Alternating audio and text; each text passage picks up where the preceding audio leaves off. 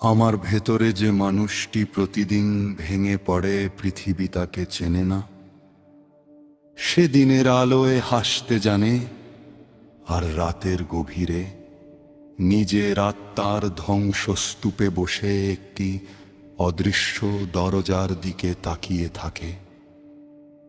হে অনন্তের অধিপতি, আমি মানুষের কাছে আমার পরিচয় বহন করেছি, কিন্তু তোমার সামনে দাঁড়িয়ে বুঝেছি পরিচয় নয়, একটি বিনীত হৃদয় সবচেয়ে বড় পরিচয়। দুনিয়া আমাকে অনেক আয়না দিয়েছে, যেখানে আমি আমার মুখ দেখেছি, কিন্তু একটি সিজদা প্রথমবার আমাকে আমার আত্মা দেখিয়েছে।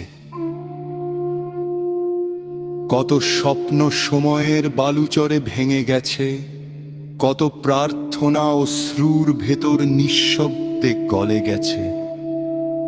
তবু আশ্চর্য, তোমার রহমতের দরজা কখনো বলেনি আর এসো না। আমি যতবার নিজেকে পূর্ণ ভেবেছি, ততবার ভেতরে শূন্যতা বেড়েছে। আর যেদিন নিজেকে সম্পূর্ণ অসহায় বলে স্বীকার করেছি, সেদিন প্রথম অনুভব করেছি রহমত কত নিঃশব্দে মানুষের ভাঙা হৃদয়ে নেমে আসে।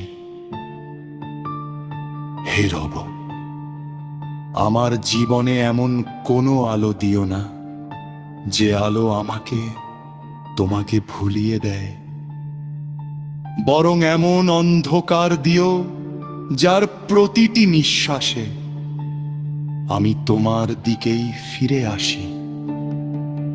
শেষ দিন যখন আমার নাম পৃথিবীর স্মৃতি থেকে মুছে যাবে, কবরের মাটি যখন আমার সমস্ত পরিচয় ঢেকে দেবে, তখন যদি তোমার পক্ষ থেকে এক ফোঁটা রহমত নেমে আসে, সেই এক ফোঁটাই হবে সমস্ত মহাবিশ্বের চেয়ে বড় প্রাপ্তি।